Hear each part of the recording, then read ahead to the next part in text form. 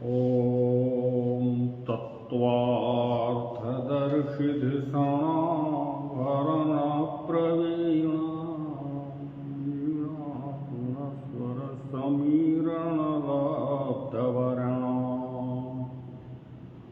वाणीमणीयसि चिदावरणेन पुण्योपमेय चरणां शरणं प्रपद्ये। आशासुरासीद्भवदङ्गवल्ली भासैव दासीकृतदुःखसिन्धुम् मन्दस्मितैर्निन्दितशारदेन्दु वन्दे रविन्दासनसुन्दरी त्वाम्। अज्ञानतिमिरान्धस्य ज्ञानाञ्जनशलाकया चक्षुरुन्मीलितं येन तस्मै श्रीगुरवे नमः। महर्षि सांदीपनि राष्ट्रीय वेद विद्या प्रतिष्ठान के द्वारा संचालित इस सभी के लिए वेद कक्षा में आप सभी महानुभावों का स्वागत है। आज की इस पावन कक्षा में बहुत ही सामयिक विषय जो हम सबको वर्तमान परिस्थिति में परम आवश्यक है, जिसका प्रकाश हमें वेदों से प्राप्त होता है, जिसके प्रकाश के अभाव में हम क्रमशः अपनी दिशा को भूलते चले जा रहे हैं, उसकी ओर थोड़ी दृष्टिपात करने का प्रयास करूंगा।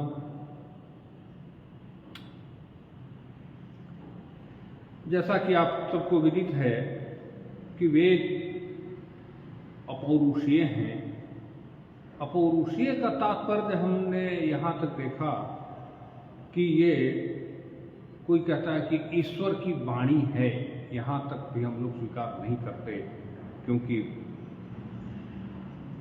पुण्य श्लोक शरणाचार्य जी ने हमें स्पष्ट निर्देश दिया है, यस्य निश्वसितं वेद, यस्य कस्य ईश्वरस्य। ईश्वर का जो निश्वास है वो वेद है। तो निश्वास जो है, जिसका निश्वास होता है ना, वो निश्वास का निर्माण नहीं करता। निश्वास तो एक सतत प्रक्रिया है, सतत चलने वाले जीवन है। निश्वास ही जीवन है। तो जीवन तो हमने नहीं बनाया। तो ईश्वर की सत्ता संपूर्ण का ही नाम, ईश्वर का ही नाम यदि कहें दूसरे अर्थों में तो वेद है। तो वहां जो हमें जीवन का प्रकाश प्राप्त होता है, उसका स्थान स्थान पर निर्देश है। मैं उसको कम शब्दों में, कम समय में सरल रूप से आपके सामने उपस्थापित करने का प्रयास कर रहा हूं। ये संपूर्ण स्वस्तिक में, संपूर्ण संसार में जितने भी जीव, प्राणी, दृश्य अदृश्य, जो कुछ भी दृष्टिगोचर हो रहा है, दृष्टिगोचर नहीं हो रहा है, सबके सब में ईश्वर का ही वह सबका सब स्वरूप है, ऐसा हमें वेदों से स्पष्ट आदेश है।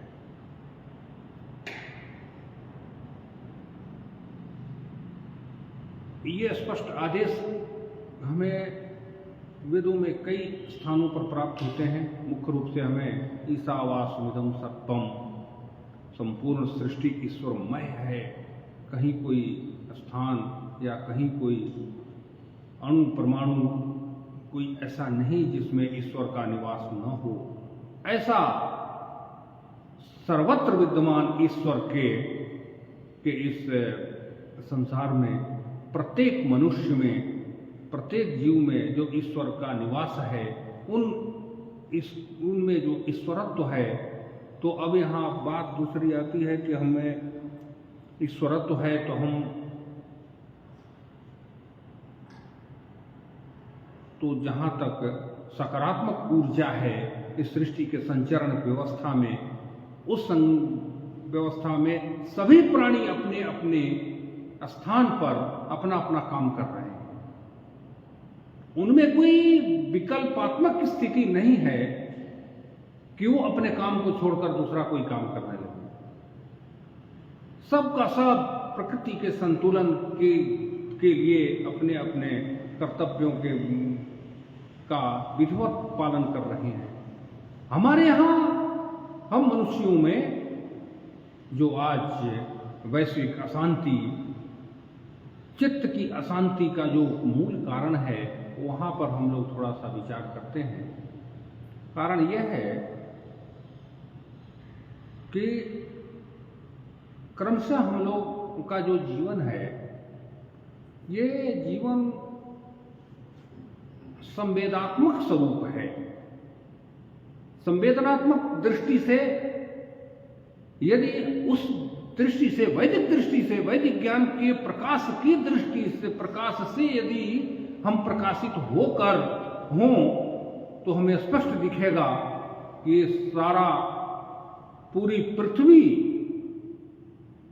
का जो एक स्वरूप है, वो सब का सब, सभी प्राणियों में, सब में एक ही तत्व है और एक ही है। कहीं कोई अंतर नहीं स्पष्ट होता है कि इनमें थोड़ा सा अलग है और इनमें थोड़ा अलग है।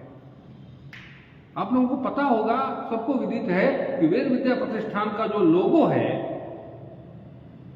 उस लोगों को अगर ध्यान से आप देखें तो इसी को दृष्टि में रखकर यत् विश्वम भवित्येक नीडम, ये संपूर्ण विश्व एक घोंसला है। छोटा से घोंसला में चिड़िया निवास करती है और उस चिड़िया में उसका परिवार होता है, छोटा सा बच्चा होता है, उसके अभिभावक होते हैं, बच्चे के माता पिता होते हैं, और उनमें जो आंतरिक लगाव होता है,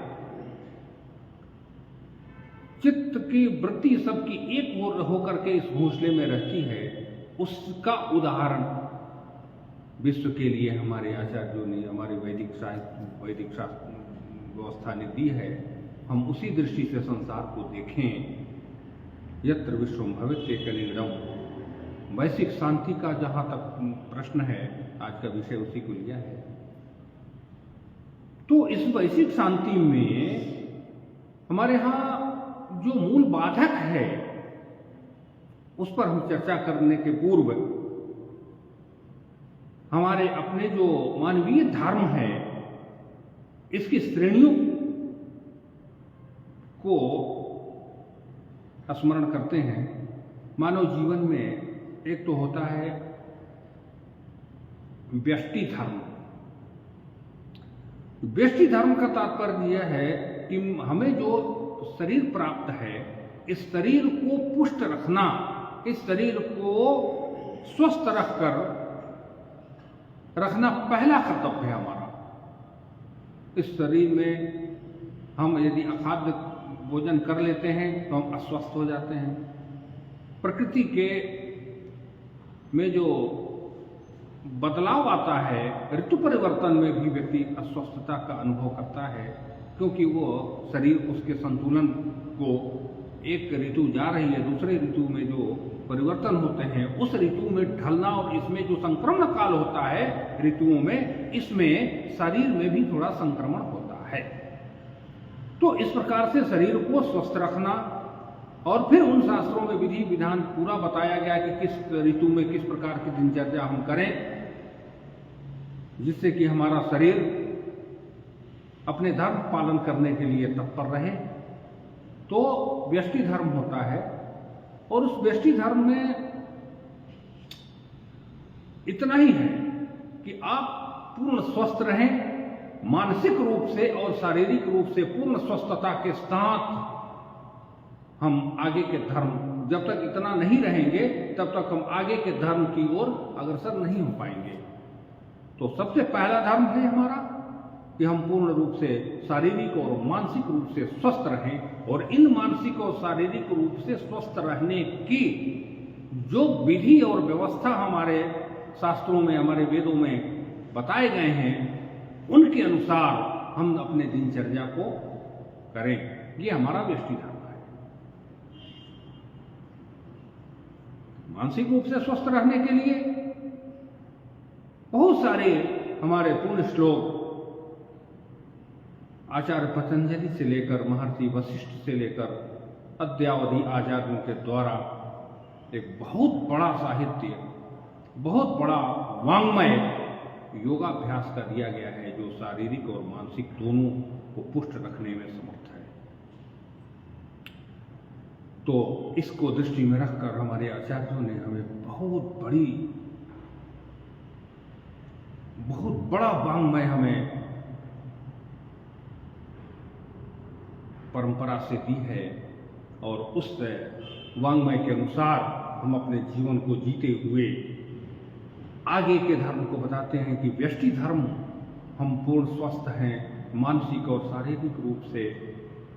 मानसिकता का ज़्यादा महत्व है, क्योंकि यदि मन के हारे जीत, मन के जीते जीत, यदि मानसिक रूप से हम अगर अस्वस्थ हैं तो हम शारीरिक रूप से अस्वस्थ होने में विलंब नहीं लगता, तत्काल हम रुकन हो जाएंगे। इसलिए मानसिकता को बहुत अधिक महत्व दिया गया है हमारी भारतीय वैदिक परंपरा में। तो मानसिक रूप से स्वस्थ रहने की जो व्यवस्था है, उसकी बहुत बड़ा वाङ्मय आपको इसी कक्षा के माध्यम से समय समय पर दिए जाते हैं तत्त विद्वानों के द्वारा। तो मानसिक रूप से जो व्यक्ति स्वस्थ होगा वो अन्य धर्मों को अपने कर्तव्यों का पालन करने में पूर्ण समर्थ हो पाएगा। तो मानसिक रूप व्यष्टि धर्म, उसके बाद आता है परिवार धर्म। परिवार धर्म में हर व्यक्ति का कहीं जन्म होता है, उनके माता पिता, उनके अन्य भाई बंधु, अन्य परिवारी जन, तो व्यक्ति का पूरा कर्तव्य ये बनता है कि हम अन्य सभी जो परिवार के लोग हैं, इन सब के प्रति सद्भाव रखें और यह समझ कर चलें कि ये हमारे हैं, और इनकी सुख सुविधा, इनकी व्यवस्था, इनकी जो भी अपेक्षाएं हैं, उनको हम अपने परिवार को एक आंतरिक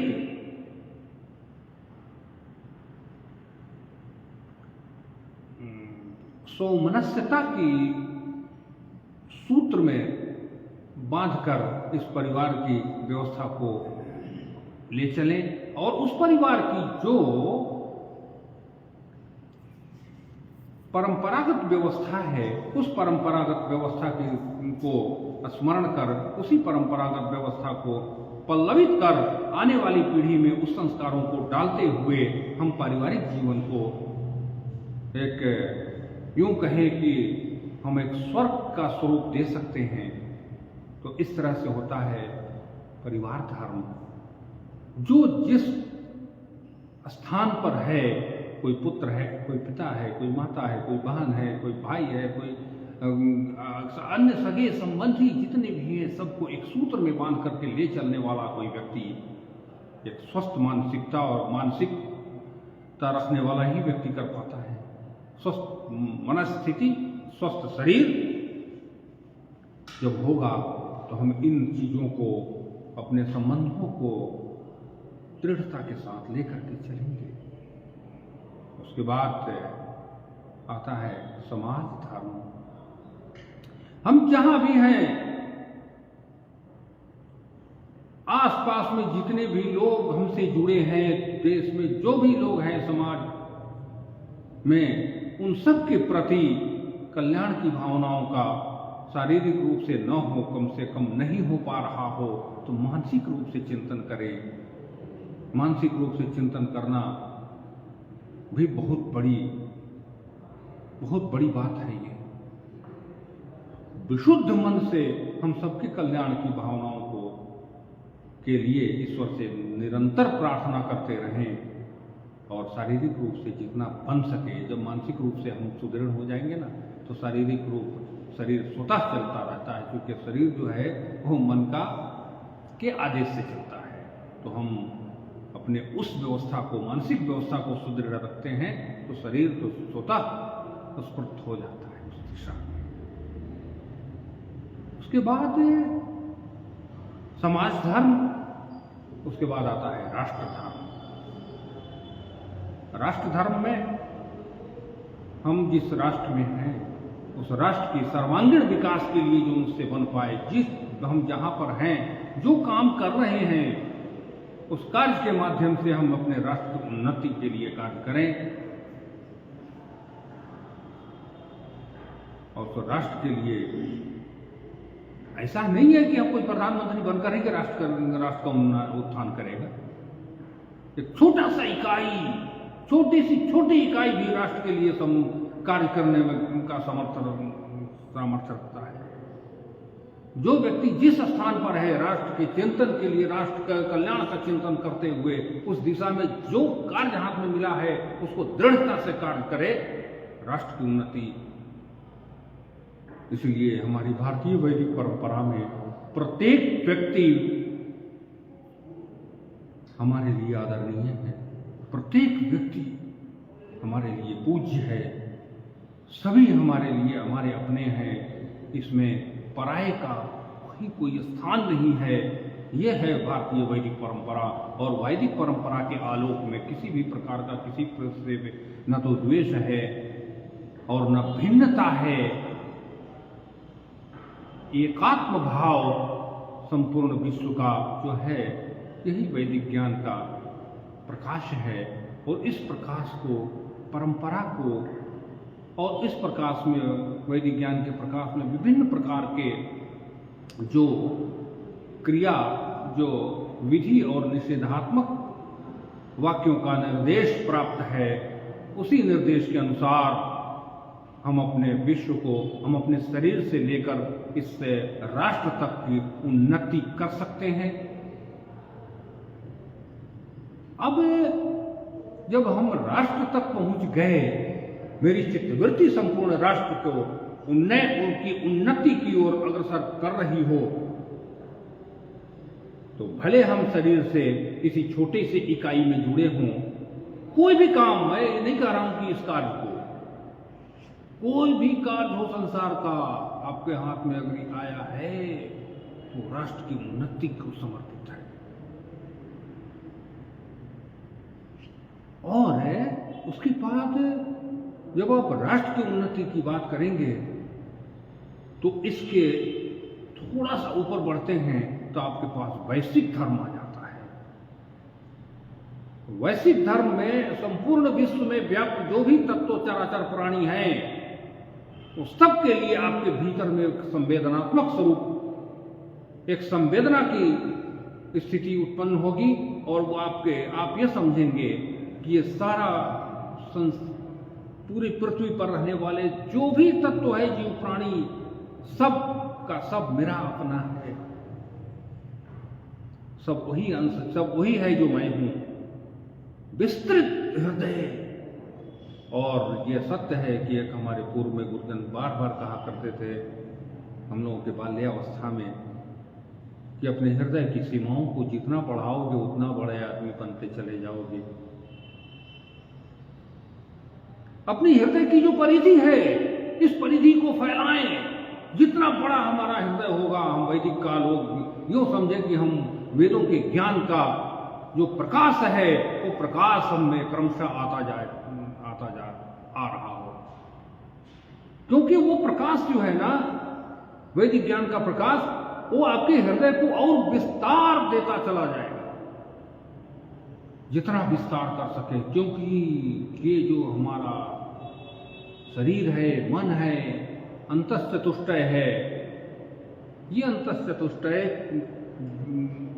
संपूर्ण ब्रह्मांड व्यापी है। क्योंकि यत पिंडे तद ब्रह्मांडम, जो पिंड है में है वही ब्रह्मांड में है। तो हम अपने स्वरूप को संपूर्ण ब्रह्मांड तक विस्तृत करेंगे और अपने मन को छोटा न होने दें कि मैं छोटा आदमी हूँ, मैं ये कार्य करता हूँ और मैं कैसे इतनी बड़ी बात सोचूं, क्योंकि सभी ईश्वर के अंश हैं और सबको ईश्वरत्व की प्राप्ति का अधिकार है। और जैसे जैसे मेरा मन क्रमशः बढ़ता चला जाएगा उसी प्रकार से हम अपने ईश्वरत्व को प्राप्त करते चले जाएंगे। वैदिक ज्ञान है। अब मैं पुनः नीचे की ओर आता हूँ। हमारी जो समस्या है भारत की नहीं, संपूर्ण विश्व की, वो बड़ी समस्या है कि जो मैंने पहले कहा ना कि हमारा व्यष्टि धर्म सुदृढ़ होना चाहिए, हमारे शरीर का स्वस्थ होना, हमारे मन स्थिति का स्वस्थ होना, ये प्रथम कर्तव्य है। तो हम इस समय जो संपूर्ण विश्व की मानवता आज की परिप्रेक्ष्य में आकर के कहीं न कहीं उलझ गई है, और वो उलझन का मूल कारण है कि मैं व्यष्टि से ऊपर उठ नहीं पा रहा हूं। हम अपने व्यक्तिगत स्वार्थ की मैंने बात नहीं की। व्यक्तिगत वैदिक व्यवस्था की दृष्टि से व्यक्तिगत स्वार्थ नहीं होता, व्यक्तिगत शरीर का स्वस्थ रहना और मन को जब तक आप प्रफुल्लित नहीं रख पाएंगे, प्रसन्न चित्त नहीं रख पाएंगे, तब तक हम उस दिशा में अग्रसर, उस प्रकाश की ओर अग्रसर नहीं हो पाएंगे। तो हमारी जो मूल समस्या है, वो मूल समस्या ये है कि हम जो संसाधन है, इन संसाधनों के उलझनों में फंस कर रह गए। साध्य गौण हो गया और साधन प्रधान जहां होगा तहां अंधेरा होगा आगे। साधन प्रधान भारत की भूमि कभी नहीं रही है, ये ज्ञान प्रधान भूमि रही है।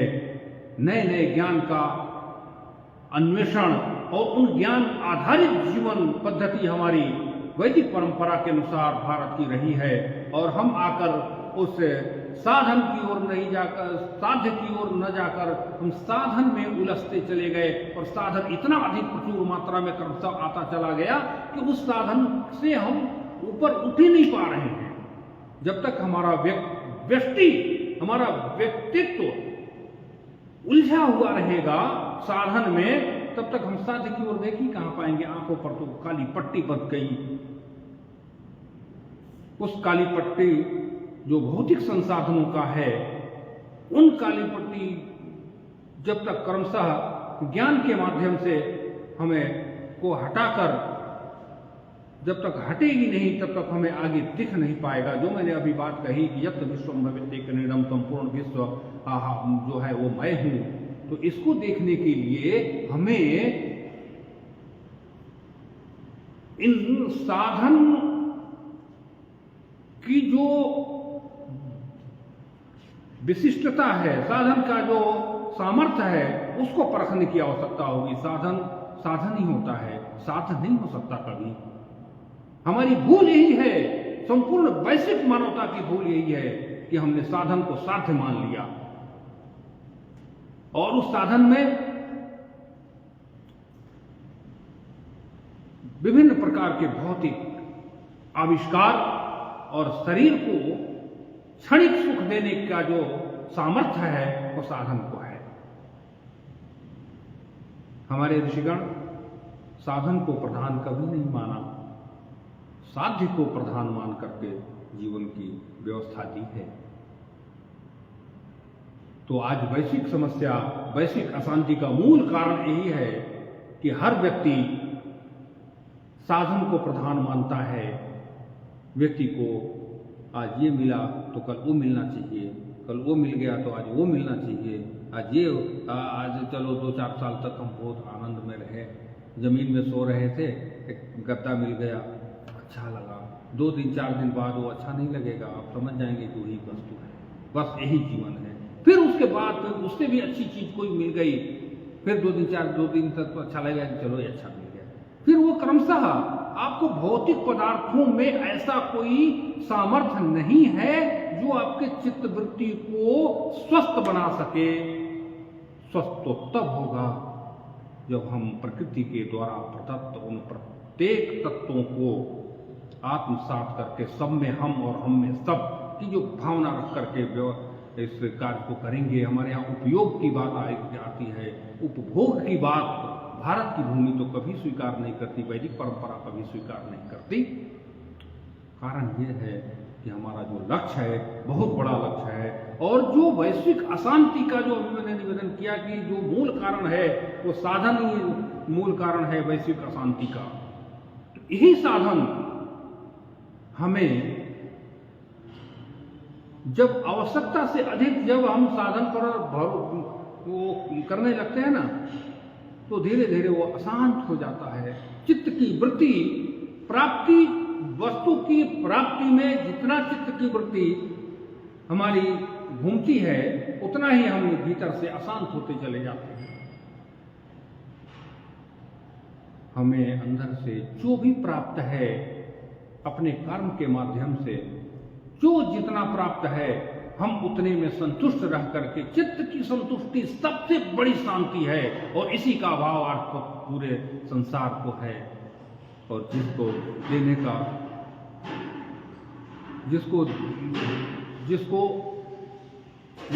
जिसकी औषधि केवल हमारे वैदिक आचार्यों के पास है, शरीर है।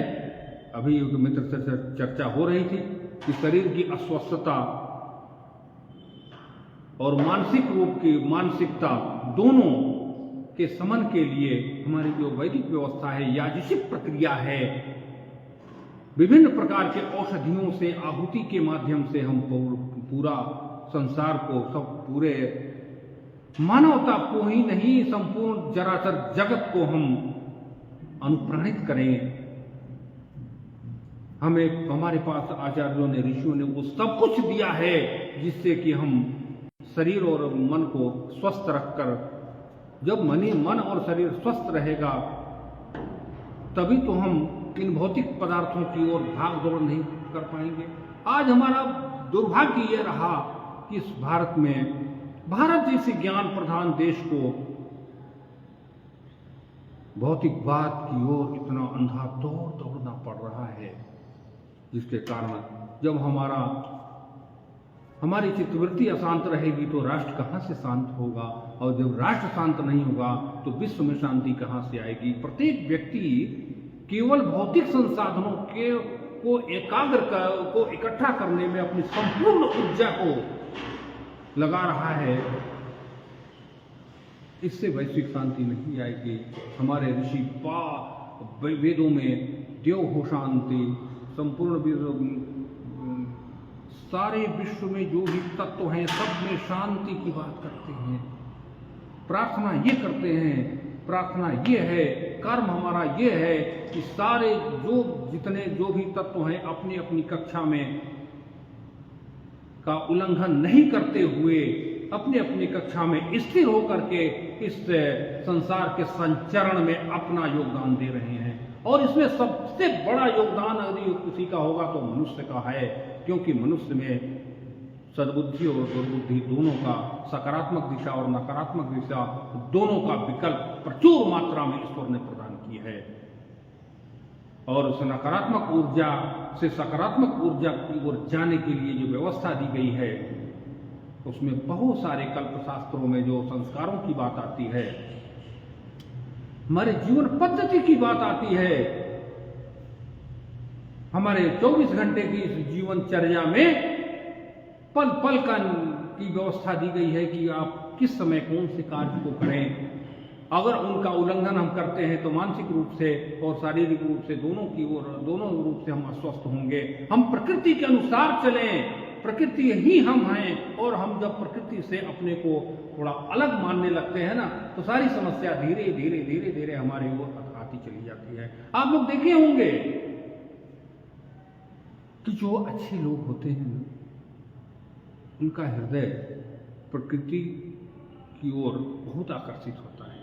किसी को फूल पसंद है, किसी को फूल तोड़कर हाथ में देने से किसी को अच्छा लगता है, तो किसी को पौधे में लगे हुए फूल अच्छे लगते हैं। तो इन प्रकृति में जो निहित वो तत्व है, उनके प्रति अपना लगाव, प्रत्येक जीवों के प्रति अपना लगाव। हम तो केवल अंधे होते चले जा रहे हैं अपने व्यक्तिगत सुख के लिए। मुख के स्वाद, वस्त्र, वाहन आदि आदि जो कुछ भी व्यक्तिगत भोग की दृष्टि से हम अपने ऊर्जा को नष्ट किए चले जा रहे हैं।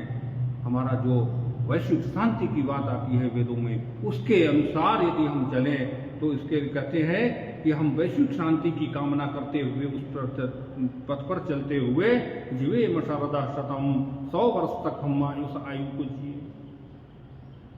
तो जीवेम शरदा शतम, तो किस प्रकार से जीवेम शरदा शतम?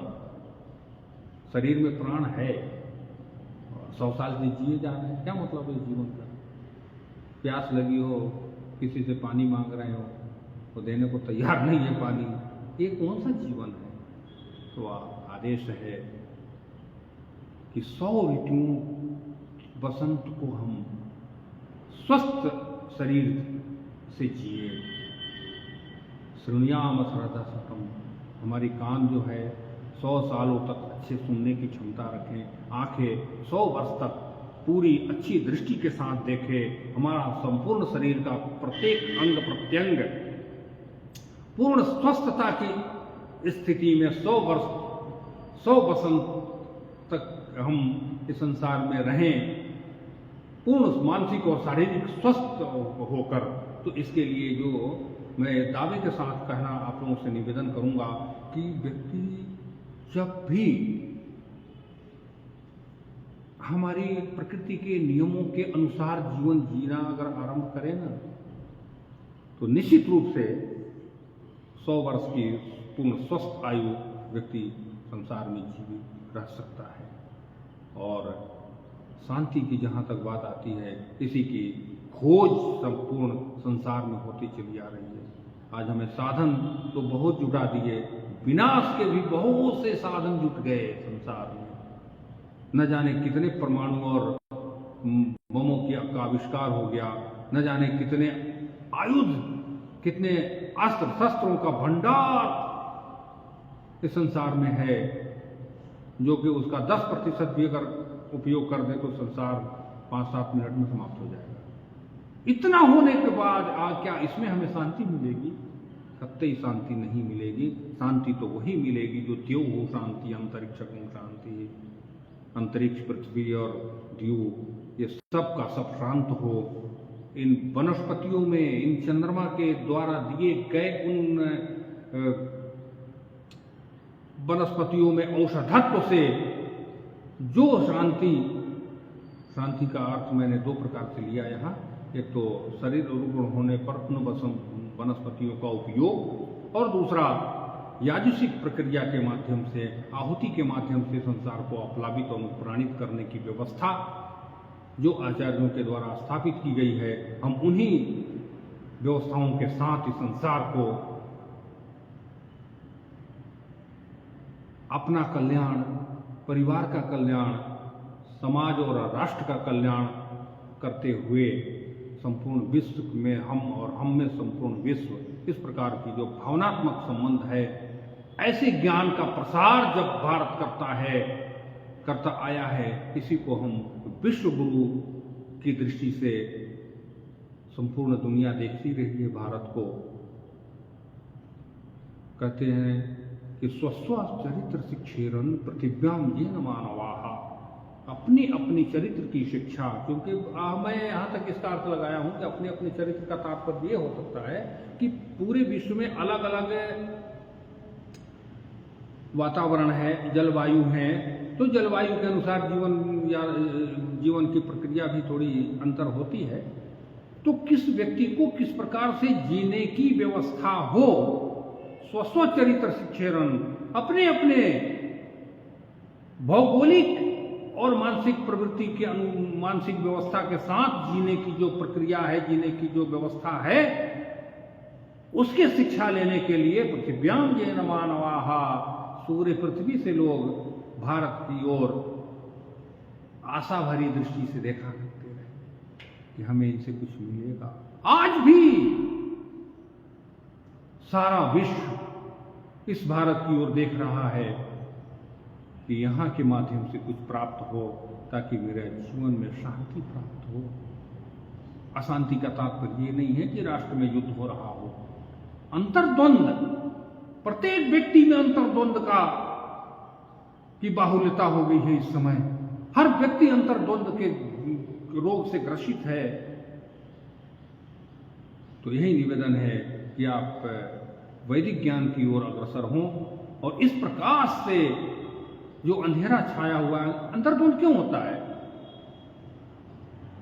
अंधेरा दिखता नहीं कुछ आगे क्या होगा, तो आगे क्या होगा नहीं दिखता है, तो इसका जो मूल प्रकाश का स्तंभ है वही भारत की ज्ञान परंपरा है, वैदिक परंपरा है। तो मित्रों, मैं सबसे निवेदन करूंगा, प्रार्थना पूर्वक निवेदन करूंगा कि यदि आपको चित्त में द्वंद्वता की स्थिति न हो, इसके लिए भारतीय परंपरा, वैदिक ज्ञान की परंपराओं पर दृष्टि डालें और इसके अनुसार जीवन यापन करें। और कुछ नहीं तो कम से कम सूर्योदय से 1 घंटा पूर्व बिस्तर छोड़कर एकाग्र चित्त होकर, नहीं किसी का भी स्मरण कर रहे हो तो कम से कम इस प्रकृति को प्रणाम करें बाहर निकल करके, और ईश्वर से प्रकृति को प्रणाम करें। कुछ तो बहुत सारे हम समझते हैं कि बहुत सारे चित्त की शांति उठने से भी मिली। बहुत सारे इतने लादे गए हमारे ऊपर संसाधनों का बोझ,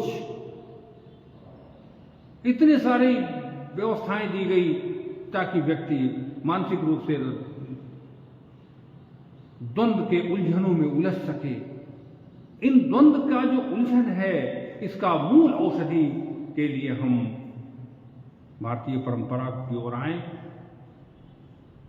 और इसका विकास क्रमशः मैं समझ रहा हूं कि कहीं न कहीं सबके चित्त व्यक्ति के में भीतर इसका अंकुरण हो रहा है, और ईश्वर करे कि सबका इस मूल धारा की ओर आने के लिए सबको प्रेरणा प्राप्त हो और अपने जीवन को लाभ की ओर, अपने जीवन को जो जीवंतता है, जो उद्देश्य है मूल, उस मूल उद्देश्य की ओर सभी अग्रसर हों। इन्हीं शब्दों के साथ आपको सादर नमन पूर्वक इस वाणी को विराम देता हूँ। धन्यवाद, नमस्कार।